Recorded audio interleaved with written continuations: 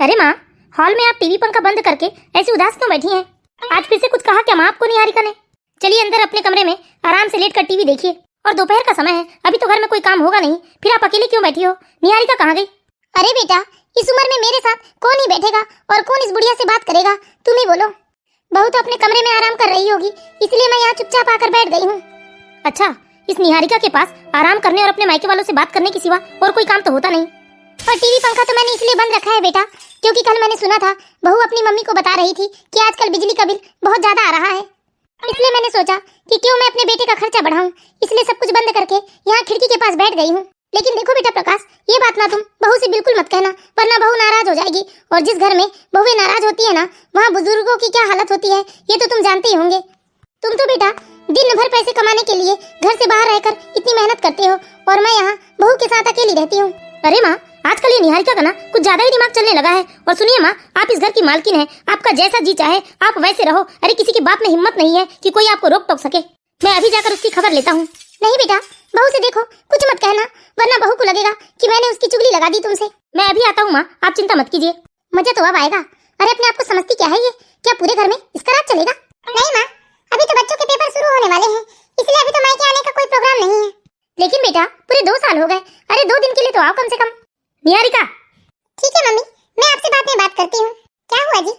क्यों निहारिका, बिजली का बिल क्या तुम्हारे मायके वाले भरते हैं? अरे आप ये क्या कह रहे हो? आप ज्यादा भोली बनने की कोशिश मत करो। अच्छा, हमेशा की तरह आज भी आपकी माँ ने मेरे खिलाफ आपसे झूठी झूठी शिकायत की होगी क्या?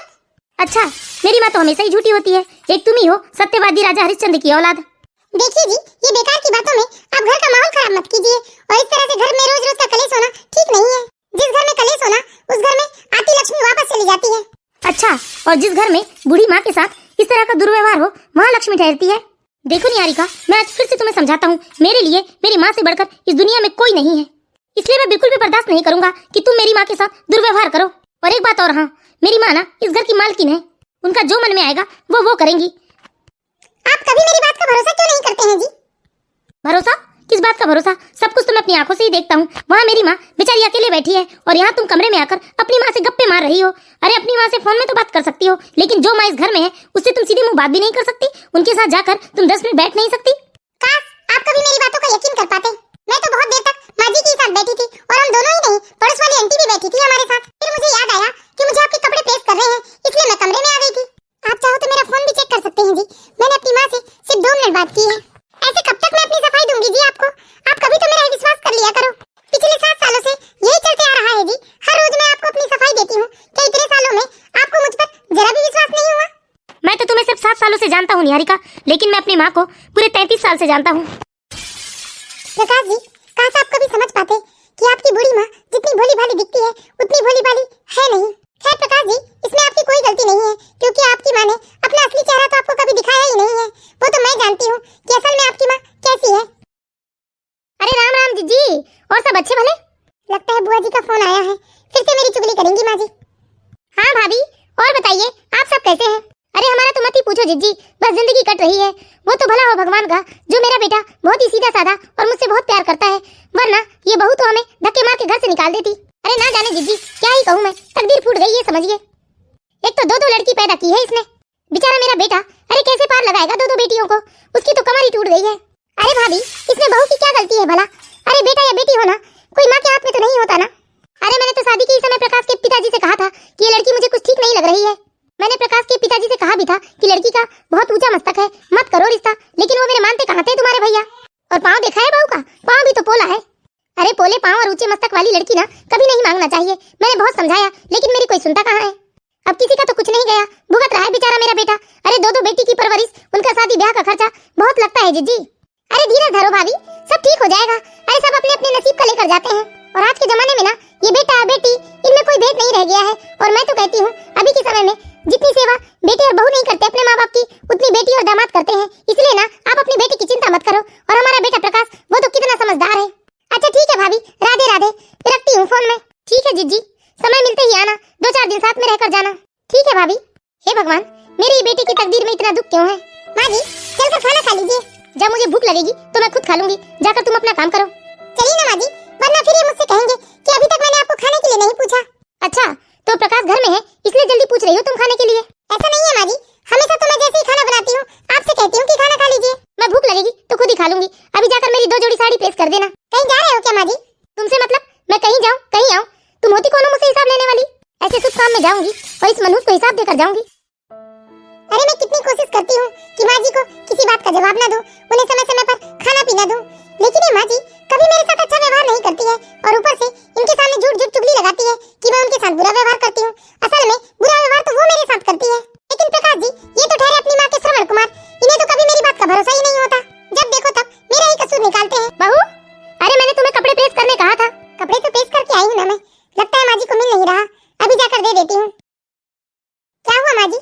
अरे मैंने तुमसे कपड़े प्रेस करने को कहा था, लेकिन तुमने कपड़ों की क्या हालत कर दी है। ऐसा लग रहा है जैसे ठूस ठूस कर इन कपड़ों को तुमने किसी बोरी पर भर दिया होगा।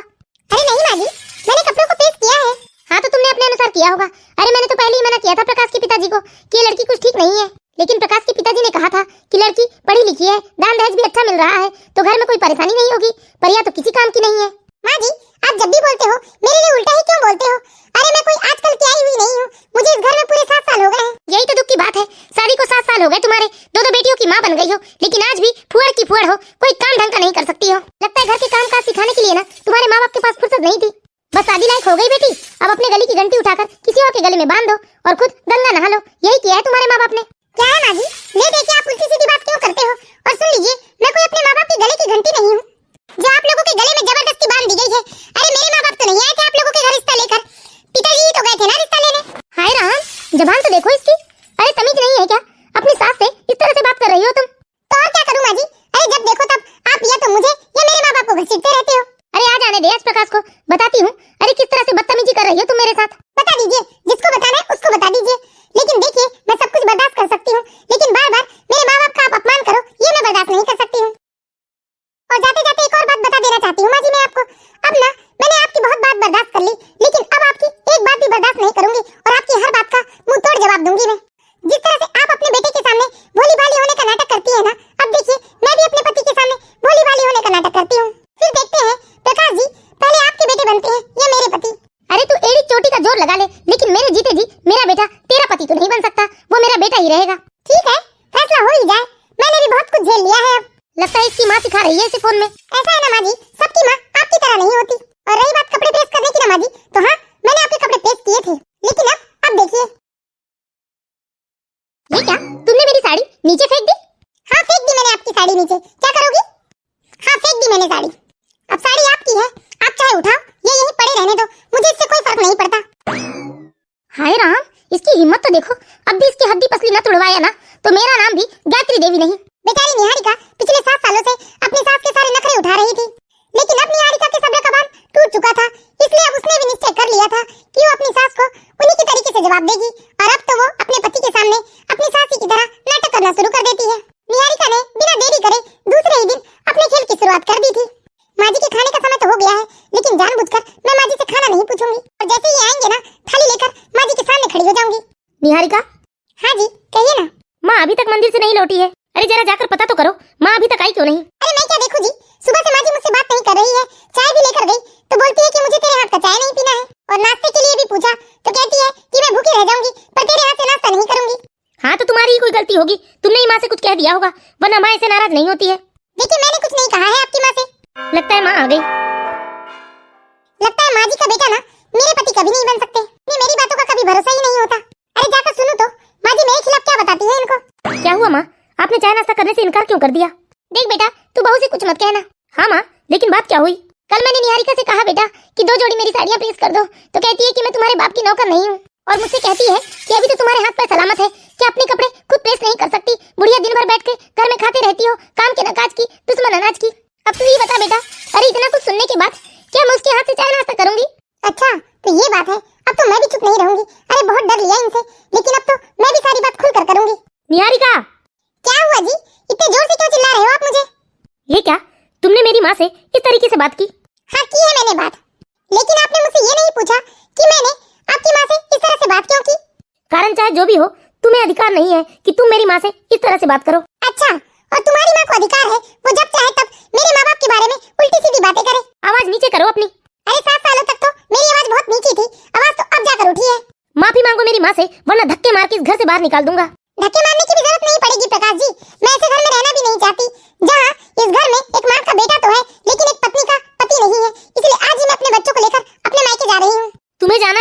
जाओ, लेकिन मेरे बच्चे कहीं नहीं जाएंगे। कोई बात नहीं, देखती हूँ, संभाल सकते हैं तो संभाल लीजिए अपनी बेटियों को।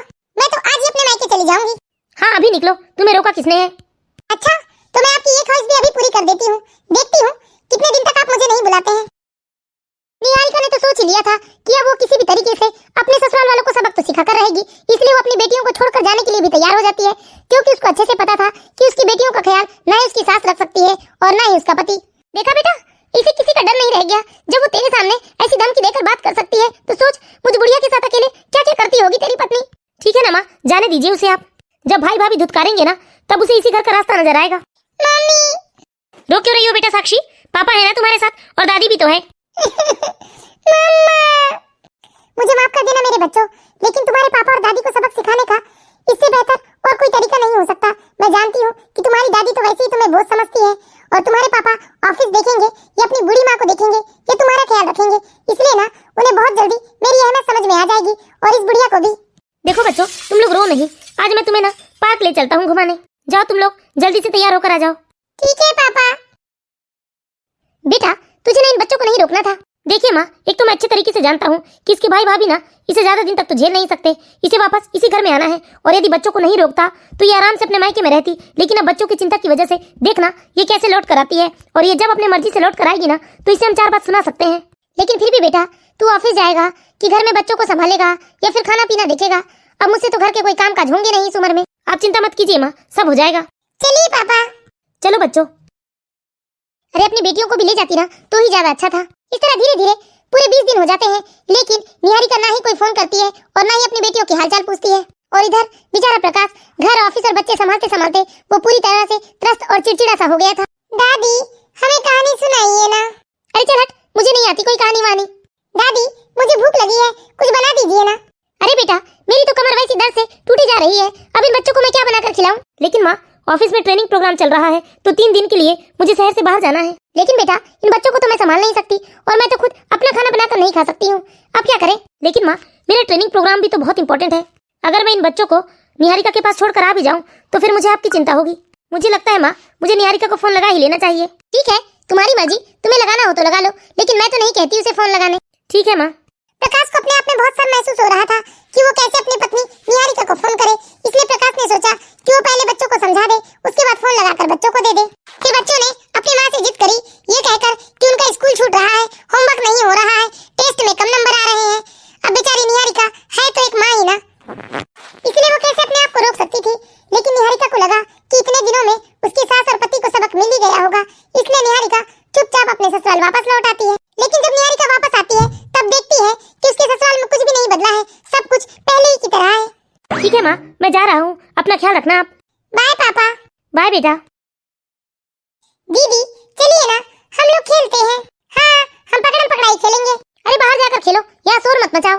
अरे दिन भर शोर मचाते रहते हैं ये बच्चे। माँ जी, बच्चे हैं, शोर तो होगा ही ना। अरे ये बेटियां हैं, इन्हें इस तरह से शोर मचा मचा कर खेलना शोभा नहीं देता। इन्हें तुम घर के काज समझाओ, इन्हें तुम कुछ अच्छे संस्कार दो। माँ जी, अभी इनकी उम्र ही कितनी है जो मैंने घर के काम काज समझाऊं? अभी तो उनके खेलने कूदने और खाने के दिन है। देखो बहू, तुम ये सोचकर मेरे सामने मत इतराना कि मैंने तुम्हें फोन करके बुलाया है। मुझे तुम्हारी जरूरत नहीं है, और मुझसे ना थोड़ा कम ही जबान जोरी किया करो। अरे मैं क्या जबान जोरी कर रही हूँ? यही तो कह रही हूँ कि ये बच्चे हैं और बहुत छोटे हैं, इन्हें क्या मैं सिखाऊं घर के काम काज? मैंने तो प्रकाश को पहले ही मना किया था कि कोई जरूरत नहीं है तुम्हें वापस बुलाने की। मैंने तो ये कहा था कि तुम अपने दोनों बच्चों को भी उसके मायके छोड़ाओ, लेकिन उसने मेरी एक ना सुनी। ये मेरी अकेले की बेटियां नहीं है जिन्हें मैं मायके में लेकर बैठ जाऊं, ये तो आपके भी बेटे की बेटी है ना। बच्चों जाओ, जाकर तुम लोग बाहर खेलो। ठीक है मम्मी। मुझे तो लगा अपने माँ बाप के घर में 15 दिन रहकर आई हो तो थोड़ा तहजीब और तमीज सिखाकर भेजे होंगे तुम्हारे माँ बाप, लेकिन तुम तो जैसी थी वैसी ही हो। इत्तेफाक की बात माँ जी, मैं भी तो यही सोच रही थी कि इतने दिनों से मैं अपने मायके में हूँ तो हो सकता है आप लोगों को मेरी अहमियत समझ में आई होगी, लेकिन ये क्या, आप लोग भी ना जैसे थे वैसे ही हैं। इस तरह धीरे धीरे 3 दिन बीत जाते हैं, और जब प्रकाश अपने ट्रेनिंग प्रोग्राम से वापस आता है तो फिर से उसकी माँ अपनी शिकायतों का पिटारा लेकर बैठ जाती है। लेकिन इस बार प्रकाश की माँ ने एक नया ही चाल चला था। वो जानबूझकर घर के बाहर जाकर बैठ गई थी, और जैसे ही प्रकाश आया उसने अपनी माँ से सवाल किया कि माँ, आप इस तरह बाहर क्यों बैठी हैं? अरे माँ, क्या हुआ? आप ऐसे बाहर क्यों बैठी हैं? क्या करूँ तो बेटा, कहाँ जाऊँ मैं? अरे तुम्हारी पत्नी कहती है कि इस घर में जो भी सामान है वो सब मैं दहेज में लेकर आई हूँ, इसलिए बिजली, पंखा, एसी, कूलर, टीवी, कोई भी सामान को हाथ नहीं लगाना। और तीनों माँ बेटी ने बनाकर खा लिया, लेकिन मुझे एक बार भी खाने के लिए नहीं पूछा। माँ अंदर चलिए आप। अरे इस निहारिका की इतनी हिम्मत, मैं जितना बर्दाश्त कर रहा हूँ उतना ही सिर पर चढ़े जा रही है ये। अभी खबर लेता हूँ मैं इसकी। आज तो आखिरी फैसला हो जाए माँ। इस तरह से मैं आपको बार बार रोता हुआ नहीं देख सकता हूँ। निहारिका, अरे आप आ गए जी। निहारिका, मैंने तुम्हें समझाया था ना कि मेरी माँ इस घर की मालकिन है और उनकी जो मर्जी में आएगा वो करेंगी। तुम होती कौन हो उन्हें रोक टोक करने वाली? ओ अच्छा, बेटे की आती देरी नहीं और इस सातिर माँ ने अपनी बेटी से मेरी चुगली कर दी। जबान संभाल कर बात करो निहारिका। किसे सातिर कह रही हो तुम? वो माँ है मेरी और माँ ना देवी समान होती है। सच में प्रकाश जी, मैंने भी बचपन से यही सुना था कि माँ ना देवी के समान होती है, लेकिन तुम्हारी माँ से मिलने और जानने के बाद ना मेरी सोच, खैर रहने दो। क्या कहूँ, तुम्हें तो मेरी बात का भरोसा होगा नहीं। खबरदार जो तुमने मेरी माँ के खिलाफ एक शब्द भी कहा। माफ करना प्रकाश जी, अभी तक तो नहीं कहा मैंने, लेकिन अब चुप नहीं रहूंगी मैं। अब तो कहूंगी, जरूर कहूंगी, और जितने बार ये मेरे खिलाफ साजिश रचेंगी ना, मैं उतने बार कहूंगी। बहू, मुझे माफ कर देना, मैंने कुछ नहीं कहा अपने बेटे प्रकाश से। अच्छा, तो तुम मेरी माँ को डरा धमका कर रखती हो। अरे तुम्हारी हिम्मत कैसी हुई मेरी माँ को डरा धमका कर रखने की? भूलो मत, ये मेरा घर है। तुम्हारे घर में ये सब चलता होगा, लेकिन हमारे घर में ये सब नहीं चलता। और एक बात और मेरी कान खोल कर सुन लो, मैं और मेरी माँ जैसा चाहेंगे ना, तुम्हें वैसा ही करना पड़ेगा। अरे बस कीजिए, बस तुम, तुम्हारी माँ, तुम्हारा घर, इससे ज्यादा तो कुछ है नहीं। तुम अपने माँ के बेटे तो बन गए, लेकिन एक पत्नी का पति तो कभी नहीं बन पाए। इसलिए ना मैंने अब तुमसे ये फिजूल की उम्मीद करना भी छोड़ दी हूँ। इसलिए अब मैं हर बातों का हिसाब रखूंगी और जवाब भी दूंगी। माँ, आप इसकी बातों में मत आया कीजिए। ये आपका घर है, इसके बाप का नहीं। आपकी जो मर्जी है वो किया करो आप। अरे जाने दे बेटा, कुछ मत कह। देख बहू नाराज हो जाएगी ना तो मेरे इस घर में रहना मुश्किल हो जाएगा। अरे नहीं माँ, क्यों जाने दूं? और वैसे भी इसके बाप ने आज तक मुझे दिया ही क्या है? अरे कुछ खास तो अपने मायके से लेकर आई नहीं हो, फिर भी ना जाने किसके दम पर इतना करती हो। बताओ, आखिर दिया क्या है तुम्हारे बाप ने? 6 सालों से तुम्हें पाल रहा हूँ मैं। जो थोड़ा बहुत दहेज भी दिया होगा ना, वो सब तो खर्चा हो गया तुम्हें पालने में। अरे तुम्हारे बाप ने तुम्हारी शादी मुझसे करवाकर मुझे ठगा है। अच्छा, तो मेरे पापा ने तुम्हें ठगा है? अरे और नहीं तो क्या, ठगा है ठगा तुम्हारे बाप ने। मेरा बेटा नौकरी में है, एक लौता बेटा है, इतने बड़े घर और संपत्ति का मालिक है। अरे इसे तो एक से एक घर की लड़कियां मिल जाती।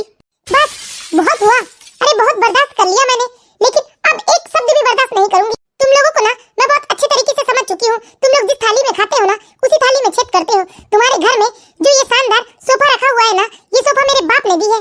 अरे जिस बर्तन में तुम खाते हो ना और तुम्हारी माँ, वो बर्तन भी मेरे बाप ने दिया है। और जिस 6x6 के पलंग में तुम लोग अकड़ कर सोते हो ना, वो भी मेरे बाप का दिया हुआ है। और क्या क्या गिनाऊं? तुम्हारे घर में जो fridge, AC, washing machine, TV, अरे तुम्हारे घर में जितना भी सामान रखा हुआ है ना, वो सब तो मैं अपने दहेज में लेकर आई थी। और माँ जी, क्या कह रही थी आप कि इतने सारी जमीन जायदाद और संपत्ति का मालिक है आपका बेटा? लेकिन जब मैं ब्याह कर यहाँ आई थी, तब तो ये सिर्फ कंगालों का खंडहर लग रहा था। मैंने आपकी इस खंडहर को ना घर बनाया है। निहारिका, बस करो। अरे तमीज नहीं है क्या? ये तुम्हारे माँ बाप ने सिखाई नहीं? अपने पति से कोई इस तरीके से बात करता है? अरे अच्छे घर की बहू बेटियां ऐसी हरकत करती है भला? बताऊं तुम्हारे बाप को कि तुम यहाँ क्या कर रही हो? अरे अपने पन का ढोंग तो बंद कीजिए माँ जी। और क्या बताएंगे आप मेरे माँ बाप को? अरे बताइए ना, वैसे भी बताने को कुछ बचा ही क्या है। अरे मुंह बंद करो अपना। अरे आज मुझे कोई चुप नहीं करेगा, वरना ऐसा ना हो कि ना चाहते हुए भी मेरे मुंह से कुछ गलत निकल जाए और आप लोगों का अपमान हो जाए। अच्छा, तो तुम्हारे बाप ने दहेज दिया था इसलिए तुम इतना बोल रही हो। लेकिन एक बात बताओ, तुम्हारे बाप ने क्या अलग किया था? अरे सभी के माता पिता तो अपनी बेटी को शादी में दहेज देते ही हैं। लेकिन ठीक है, अब मैं तुम्हारे दहेज के सामान को ना बिल्कुल भी इस्तेमाल नहीं करूंगी। अरे 7 सालों से तो उपयोग कर ही रहे हो। अगर आप लोगों का बस चले ना, तो आप लोग तो बिजली के रुपए भी मेरे बाप से ही बुलवा लो। अरे कुछ तो शर्म कर लो। इतना सब कुछ होने के बाद भी तुम इस उम्र में अपनी बहू के खिलाफ षड्यंत्र रचती हो अपने बेटे से। निहारिका, तुम ऐसे बात नहीं कर सकती हो मेरी माँ से। तुम्हारी हिम्मत कैसी हुई मेरी माँ से इस तरह से बात करने की? और तुम्हारी औकात नहीं कि तुम मुझे इस तरह से जवाब दो। अच्छा तो रुकिए माँ जी, मैं आपको ना बाद में जवाब दूंगी। पहले तो ना आपके बेटे को जवाब दे ही देती हूँ मैं। अच्छा, तो आप हमेशा कहते हैं ना कि मेरे बाप ने क्या क्या दिया है, मेरे बाप ने क्या क्या दिया है, तो मैं आज आपको बताती हूँ कि आखिर मेरे बाप ने आपको दिया क्या है। अरे आप जो 16 लाख की कार में ऐसे अकड़ कर बैठकर अपने ऑफिस जाते हैं ना, वो कार मेरे पापा ने दी है। सुनिए, आप अपने जो 6x7 के पलंग में ऐसे अकड़ कर चौड़े होकर सोते हो ना, वो पलंग भी मेरे बाप ने दिया है। और आपके पूरे खानदान को मेरे बाप ने ब्रांडेड कपड़े दिए थे।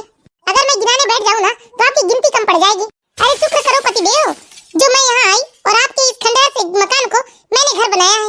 शुक्र मनाओ पतिदेव, मैंने आपके इस मकान को ना घर बनाया है, क्योंकि घर सामानों से नहीं अपनों से बनता है। लेकिन अफसोस, मैं आपके मकान को घर बनाते बनाते अपने आप को ही खो दी। निहारिका, तुम्हें ऐसा नहीं लगता कि तुम कुछ ज्यादा ही बोल रही हो? लगता है तुम्हारे बाप ने ना पति से जबान लड़ाना सिखाया है तुम्हें। अरे तुम्हारे तो संस्कार ही खराब है। वाह माँ जी, क्या बात कही है आपने, बिल्कुल सही कहा है आपने। मेरे तो ना संस्कार ही खराब है। जो मेरे पिता का आए दिन इस घर में अपमान होता है और मैं चुपचाप सुनती हूँ, बिल्कुल भी मैं बुरी हूँ। क्योंकि अब तक ना मेरे पिता की बुराई करने वालों को मुंह तोड़ जवाब दे देना था मुझे, लेकिन नहीं, मेरे तो संस्कार ही बुरे थे, इसलिए तो मैं चुपचाप अपने पिता की बुराई सुनती आई हूँ। अरे बस करो बहू, बहू देता है। मानती हूँ कि मेरा बेटा कभी कभार तुमसे दो बात कह ही देता है, लेकिन मैंने आज तक तो तुम्हें कुछ नहीं कहा, और मुझे समझ में नहीं आता कि आज तक तुमने हमारे लिए किया ही क्या है। हाँ माँ जी, सही कहा आपने। मैंने आप लोगों के लिए आज तक किया ही क्या है? किया तो आप लोगों ने मेरे लिए है, क्योंकि मैं एक दिन भी बीमार पड़ जाऊं तो ये खबर मेरे मायके तक पहुंच जाती है, और यहाँ तक कि अड़ोस पड़ोस में भी बात फैल जाती है कि महारानी बीमार है इसलिए आराम कर रही है। अरे माँ जी, मैंने तो यहाँ तक सुना है कि अभी तो हाथ पांव चल रहे हैं, तब भी बहू ने तुम्हारा ये हाल कर दिया है, और जब तुम्हारे हाथ पैर नहीं चलेंगे तो बहू तुम्हारी क्या सेवा करेगी? क्यों? क्योंकि आपको तो ना अड़ोस पड़ोस की बहू ही अच्छी लगती है, आपको अपनी बहू तो कभी अच्छी लगती नहीं है। अरे तो इसमें क्या बड़ी बात है? अरे कभी कभार अड़ोस पड़ोस के लोगों ने मुझे काम करते देखा होगा तो मैंने कह दिया कि हाँ तुम बीमार हो इसलिए मैं काम कर रही हूँ, तो उस बात का इस बात से क्या ताल्लुक है? एक बात बताइए माँ जी, जिन पड़ोसियों से आप ये बात करती हैं, क्या वो लोग आपका बुढ़ापा पार लगा देंगे? अरे छोटी छोटी बात माँ जी मेरे मायके तक पहुँचा देती हैं आप, फिर भी आज तक मैंने सब कुछ चुपचाप सहा, कभी आप लोगों को पलटकर जवाब नहीं दिया। और एक बात, आप लोग हमेशा मुझसे कहते हैं ना कि मेरे बाप ने आखिर दिया ही क्या है, तो सुनिए, मेरे बाप ने ना एक जीती जागती इंसान जैसे बेटी सौंपी थी आप लोगों को, जो दिन रात यहाँ पशुओं की तरह खटती रहती है, आपकी और आपके बेटे की चाकरी में लगी रहती है, और आप लोगों के ताने भी सुनती है, यहाँ तक आपके बेटे की गाली गलौज भी सुनती है, और कई बार तो आपके बेटे ने हाथ भी उठाया है अपनी पत्नी पर। उसके बाद भी आप लोग मुझसे सवाल करते हैं कि मेरे बाप ने आखिर आप लोगों को दिया ही क्या है? अरे माँ जी, आप जैसे लोगों की वजह से ना बहुएं ससुराल में जलाई जाती हैं। अरे दिन भर घर के काम करने के लिए बहुओं को आप लाते हैं, और ताने कसने के लिए फलाने की बेटी मिल जाती है आपको, और हमेशा आप क्या कहते रहती हैं कि फलाने की बहू बहुत अच्छी है, ढिकाने की बहू बहुत अच्छी रहती है। अरे माँ जी, चुगली बंद कीजिए और थोड़ी शर्म कीजिए। अरे इस उम्र में ना आपको भगवान का भजन करना चाहिए, ना कि घर घर जाकर अपनी बहू की चुगली। और यदि आप अपने घर पे ध्यान देंगी ना तो एक दिन आपका यही घर स्वर्ग बन जाएगा। बंद करो, बहुत देर से सुन रहा हूँ मैं तुम्हारी बकवास। अच्छा, तो आप हाथ उठाना चाहते हैं आज भी मुझ पर? अरे बहुत मार खा लिया मैंने आपसे, लेकिन अब नहीं सहूंगी मैं। अब ये हाथ उठाने वाली गलती आपने दोबारा की ना तो आप दोनों माँ बेटे को जेल की ऐसी चक्की पिसवाऊंगी कि माँ का अंतिम संस्कार भी जेल में होगा। अरे सुधर जाइए आप माँ बेटे, वरना अगर यह बात बिगड़ी ना तो संभल नहीं पाएगी। देखो तो, अरे पति का हाथ पकड़ लिया इसने। यही तो मेरी गलती थी माँ जी कि मैंने ये हाथ पहले नहीं रोका। अरे बहू बेटी झुक रही है ना तो उसे इतना प्रताड़ित मत करो कि किसी दिन वो अकड़ कर खड़ी हो जाए। अरे बहुत बड़ी बड़ी बातें करती हो, अपने पति का अपमान करती हो, क्या यह तुम्हें शोभा देता है? पतिदेव सम्मान ना दोनों तरफ से होता है, और एक बात बताइए, ये कहाँ लिखा है कि पत्नी का अपमान करके पति की शान बढ़ती है? अरे पत्नी का अपमान करके आज तक बताओ कौन सा पति शान से जी पाया है जो आप जी लेंगे?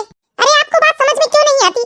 आप तो अपने हाथ से अपनी गृहस्थी में आग लगा रहे हैं। अरे श्रवण कुमार, इतना माँ माँ माँ करते हो, माँ के भक्त बने फिरते हो, लेकिन एक बात कहूँ मैं तुम्हें, अगर मैं तुम्हें खाना बनाकर नहीं दूं ना तो तुम्हारी माँ तुम्हें कभी एक रोटी भी बनाकर नहीं देगी, क्योंकि मैं जानती हूँ कि तुम्हारी माँ कितनी बड़ी कामचोर है। अरे यहाँ से वहाँ घूमने और चुगली करने के लिए इनके हाथ पैर कमर पीठ सब सलामत होते हैं, लेकिन जैसे ही घर का एक लोटा इधर से उधर उठाने की बारी आए तो ये बीमार हो जाती है, इनकी कमर टूटने लगती है।